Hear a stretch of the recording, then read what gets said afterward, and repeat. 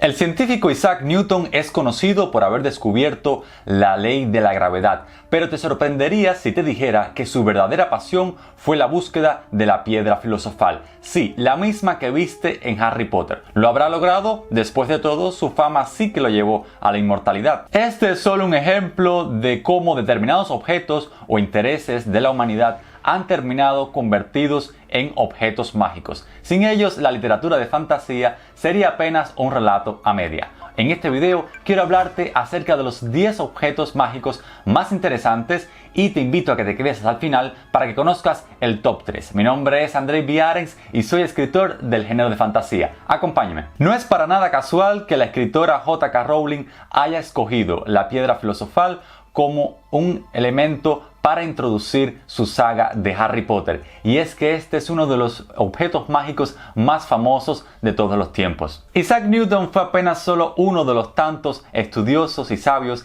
que dedicaron toda su vida a la búsqueda de la piedra filosofal. Si bien esta búsqueda se popularizó en la Edad Media, ya la tenemos incluso desde la Antigüedad como un instrumento para crear oro o bien para obtener la inmortalidad. De hecho, en la Grecia antigua se le conocía como una panacea, es decir, una medicina para todos los males. Tal vez el alquimista más famoso haya sido Nicolas Flamel, el de verdad, no el de Harry Potter. Estamos en presencia de un escribano de el París del siglo XV que afirmaba haber encontrado la piedra filosofal. Lamentablemente para él y para sus seguidores, este murió en el año 1418. Pero no sería hasta el año 1980 que el científico Glenn Seaborg, en un experimento de física nuclear, logró convertir un material de plomo al oro. ¿Se imaginan? Al fin, después de tantos siglos, después de tanto tiempo,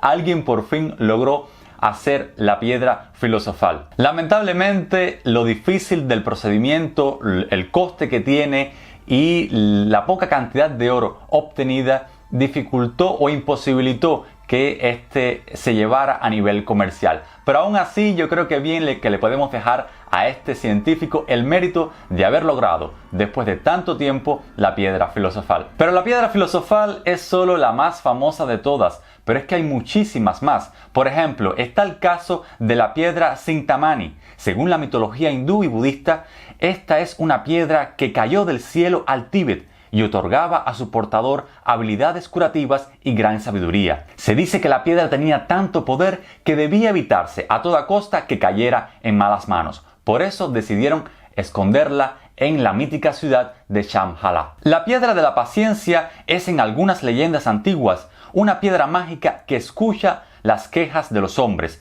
soporta sus penas y guarda sus esperanzas.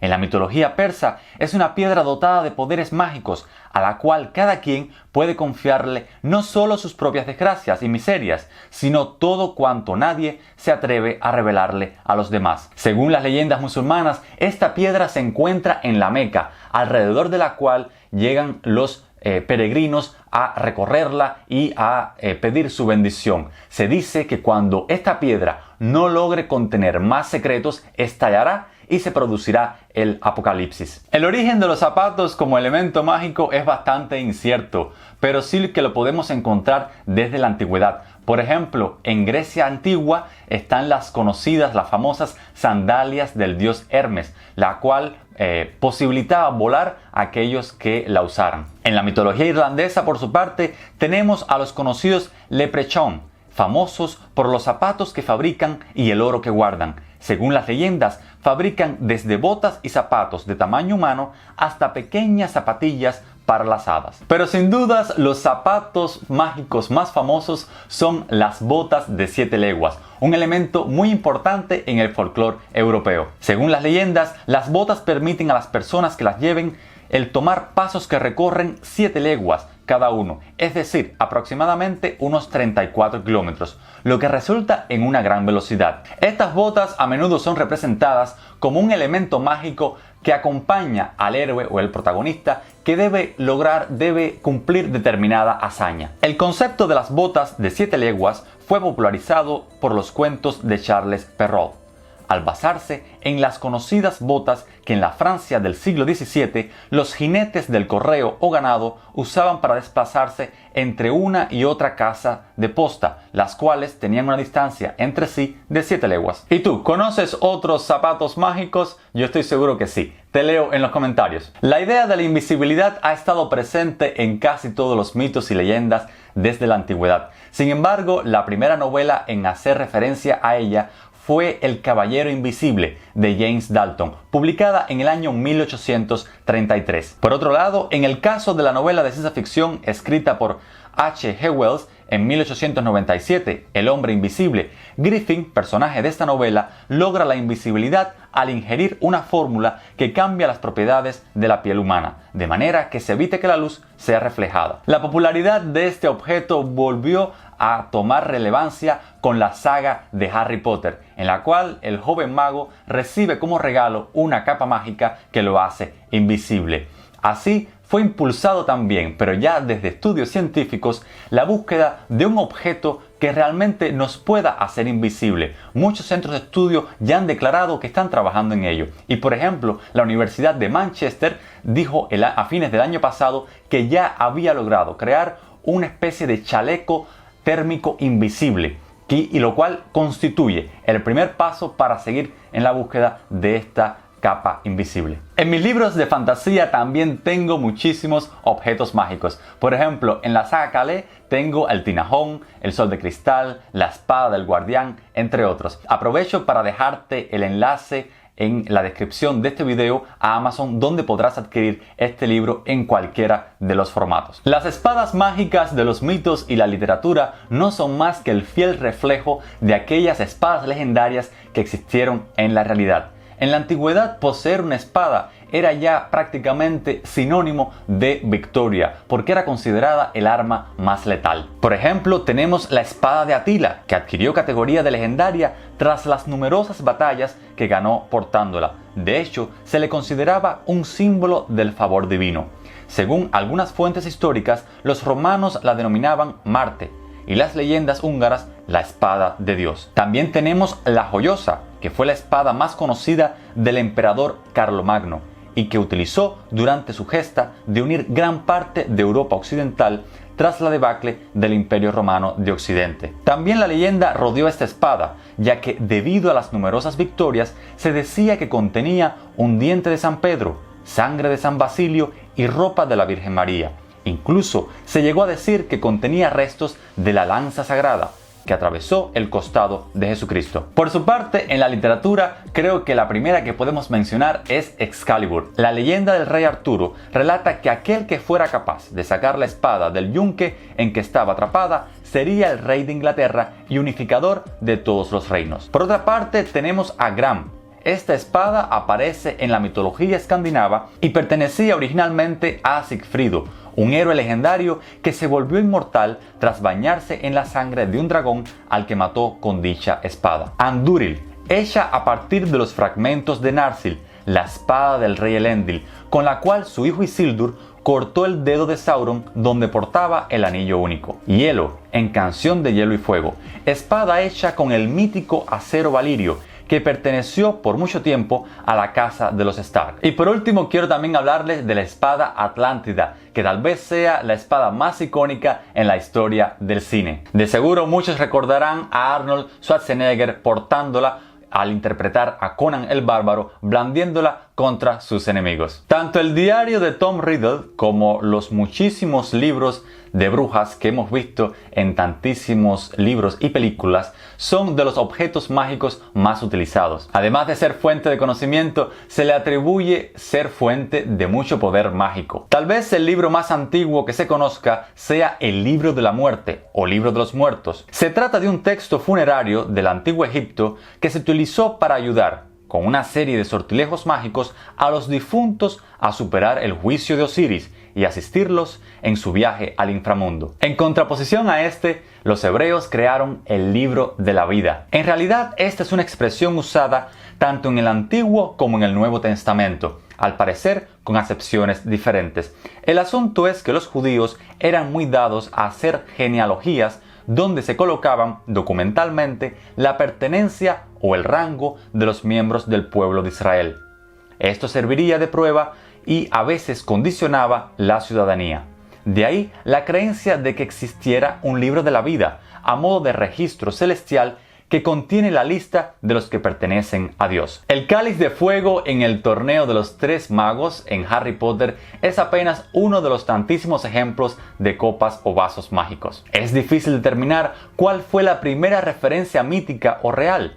Lo cierto es que la creación de una vasija de este tipo, donde almacenar agua, supuso una gran revolución para los hombres de la antigüedad. Veamos ahora algunos ejemplos de los mitos que pasaron a la literatura. El primero sería la cornucopia, también conocida como el cuerno de la abundancia. En la antigüedad griega, la cabra Amaltea crió con su leche al dios Zeus. De niño, mientras jugaba con uno de sus rayos, Zeus rompió sin querer uno de los cuernos de la cabra. Para compensar a Amaltea, al cuerno roto le confirió poder para que a quien que lo poseyera se le concediese todo lo que deseara. Y una de las copas también más famosas es el Santo Grial, aquella que vemos sostener al personaje de Jesucristo en varios cuadros y piezas del Renacimiento o en el Medioevo. A este objeto se le atribuyen toda clase de maravillas y no son pocos quienes han dedicado su vida a encontrarlo. Por otra parte, pueden ser cientos y hasta miles las copas que dicen ser el verdadero Santo Grial. Por ejemplo, tenemos la copa de Hawkstone Park, que es una pieza arqueológica perteneciente a Victoria Palmer y que en el año 1995, gracias a los estudios de Graham Phillips, saltó a la fama por darse la posibilidad de ser el auténtico Grial. También tenemos el vaso de los Nanteos, que es una reliquia conservada en dicha ciudad situada en Gales del Norte, y se trata de un vaso de madera del que solo quedan algunos fragmentos. Pero justamente al ser de madera pudiéramos excluirla de ser el verdadero Santo Grial, pues los judíos no beben sobre madera. Pero sí, los estudiosos afirman que este vaso podría ser el origen de muchas de las leyendas artúricas y de las de aquellos que buscan el Santo Grial. Las bolas de cristal son otros de los objetos mágicos más populares. ¿Quién no ha visto por la televisión a una bruja o una candidata a bruja leyendo tu futuro en una bola de cristal? La lectura de cristales es una práctica común entre los Pinu, los iroqueses, los incas, los egipcios, los persas, los chinos y los pueblos del Yucatán. Sin embargo, lo más probable es que el uso más temprano de los cristales como herramientas adivinatorias del que se tiene noticia se remonte a los druidas celtas de la Galia, Gran Bretaña e Irlanda, que vivieron en la Edad de Hierro y que fueron exterminados en su mayoría por la cristiandad hacia el año 600 después de Cristo. Sin embargo, es en la tradición medieval cuando esta práctica toma popularidad, pues se dice que los anglosajones lo tenían como un objeto bastante común, tanto de adorno como de magia realmente para leerse el futuro. En la literatura contemporánea, tal vez las bolas de cristal más famosas sean las Palantiri de Tolkien en El Señor de los Anillos. Estas servían para comunicarse a grandes distancias entre sí. Y antes de llegar al top 3, quiero hacerte un espacio para mencionarte otros objetos mágicos que también merecen la pena ser recordados. Entre ellos tenemos la alfombra voladora, las flautas mágicas, los diamantes mágicos como los Silmarils de Tolkien, o los armarios mágicos como el de Narnia o el de Hogwarts en Harry Potter. En mi Patreon voy a dejarte un artículo especial donde te hablaré de las curiosidades más interesantes de estos objetos sobre los cuales no pude profundizar en este video. Te recuerdo que al suscribirte me estarás ayudando muchísimo, así podré tener más tiempo para crear contenido para ti. Mi próxima novela a publicarse en otoño de este 2023 también está cargada de objetos mágicos. Si quieres conocer más detalles sobre este libro, incluso antes de su lanzamiento, te invito a suscribirte en mi boletín web. Te dejo el enlace en la caja de descripción de este video. También en mi web podrás encontrar la sinopsis de este libro. Espero que la historia te resulte interesante y que puedas seguirla. Y ahora sí, ya hemos llegado al top 3 de los objetos mágicos más populares de todos los tiempos. Para mí, en el número 3 están las escobas voladoras. este es uno de los clásicos sin dudas. En la antigüedad, las brujas no eran más que hermosas jóvenes que usaban su magia para hacer el bien. Las sibilas son un claro ejemplo de ello, mujeres con poderes adivinatorios capaces de predecir el futuro, y por ello siempre se han presentado rollo en mano junto a otros elementos propios de su adivinación, tal y como puede verse en la bóveda de la Capilla Sixtina del Vaticano. Pero con la imposición del cristianismo en la Edad Media, las brujas fueron satanizadas, así como cualquier otra forma de conocimiento contraria a esta religión. De modo que este personaje, como tantos otros de la antigüedad, fueron demonizados y atacados de todas las formas posibles. Tal vez haya sido Alberto Durero el principal responsable de crear la imagen iconográfica que ha llegado hasta el día de hoy sobre las brujas. Famoso por sus dibujos y grabados, algunos fueron protagonizados por estas hechiceras de dos formas posibles. Bien como jóvenes que usaban sus poderes de seducción para llevar a los hombres a la ruina, o bien como las feas y temibles brujas que se reúnen con el demonio y conjuran a todo aquel que cruza su camino. ¿Y la escoba? Bueno, la escoba siempre fue un elemento cultural y político asociado a la mujer, con una connotación machista y negativa. Por tanto, no es de extrañar que las brujas hayan sido representadas junto a este elemento. Algunos consideran la ilustración de Le Champion des Dames del año 1440 como la primera representación de una bruja volando sobre una escoba. Ahora, ¿quién les hizo pensar que volaban sobre las escobas? Es un misterio que todavía queda por resolver. Desde la antigüedad, las varitas mágicas siempre han simbolizado poder y clarividencia. Sin la varita mágica, el adivino no es capaz de trazar el círculo sobre la tierra para una vez dentro invocar a los espíritus. Es muy probable que el antecedente de esta creencia esté en los usos mágicos de los babilonios y los egipcios del siglo XV antes de nuestra era. Por su parte, los druidas celtas creían que los bosques eran la verdadera fuente del conocimiento. De hecho, el término galés druid se usa para designar al roble de la sabiduría.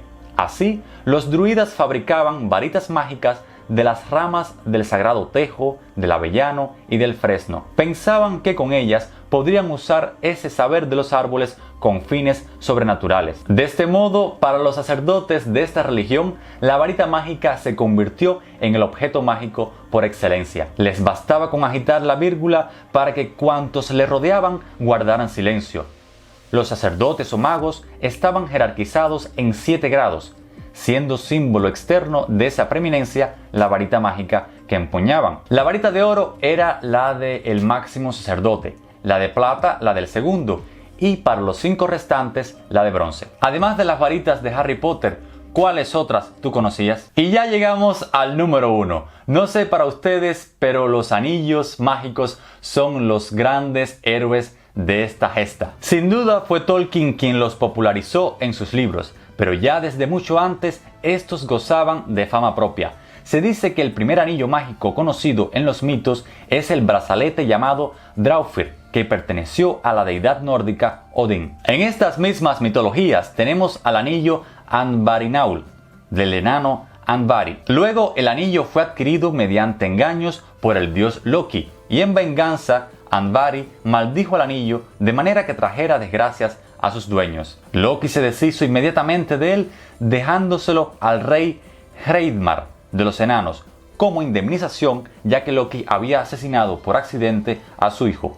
Pero los otros hijos restantes asesinaron al padre y tomaron el anillo. Luego el héroe Sigurd mató a estos y se lo entregó a la doncella Brunilda, quien terminó suicidándose. Algunos consideran que esta historia sirvió de base de inspiración a Tolkien para crear El Señor de los Anillos. Este, sin embargo, lo desmintió fuertemente en su correspondencia al decir que la única semejanza entre su anillo y el Andvarinaur era que ambos eran redondos. Y concluía en su carta que la saga escandinava y El Señor de los Anillos no tienen nada que ver. Pero si nos remontamos a la historia de otro anillo, vemos que también hay bastantes similitudes. Por ejemplo, Platón narra en su obra La República, escrita por allá por los años 390 antes de nuestra era, el mito del anillo de Giges, la historia de un pastor quien al encontrar un anillo mágico que le podía volver invisible, decide usarlo para apoderarse del reino de Lidia. ¿Les suena conocida esta historia? Por lo general, todos los objetos mágicos mencionados aquí o no forman parte de los sistemas de magia creados por los autores de literatura de fantasía. Y como mismo ocurre con estos artefactos, los sistemas de magia se basan tanto en hechos reales como en la propia ciencia. En este video te dejo mucha más información al respecto. Y si te ha gustado el programa de hoy, no olvides suscribirte, dejarme un like y un comentario. Nos vemos en la próxima para seguir hablando de fantasía de verdad.